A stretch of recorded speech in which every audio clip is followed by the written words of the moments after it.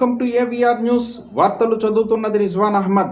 విజయవాడలో ఈ నెల 5వ తారీఖున హైందవ శంఖారావం బహిరంగ సభకు శ్రీకాళహస్తి ప్రజలు వేలాదిగా తరలి రావాలని పిలుపునిచ్చిన రాష్ట్ర కార్యదర్శి మరియు అసెంబ్లీ కన్వీనర్ కోలా ఆనంద్.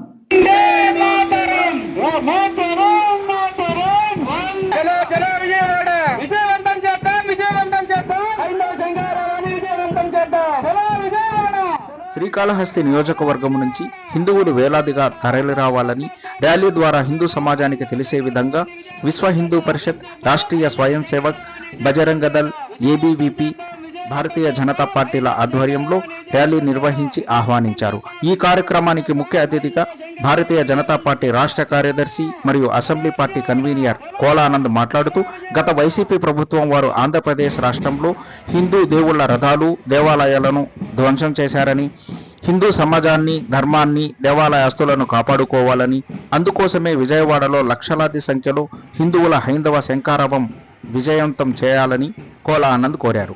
ఈ కార్యక్రమంలో జిల్లా కార్యదర్శి, assembly party co convener Subrahmanyam Reddy, జిల్లా ఉపాధ్యక్షుడు కొండేటి గోపాల్, ఎస్వి రమణ, గరిగపాటి రమేష్, కున్నాటి రాగరాజు తదితరులు పాల్గొన్నారు.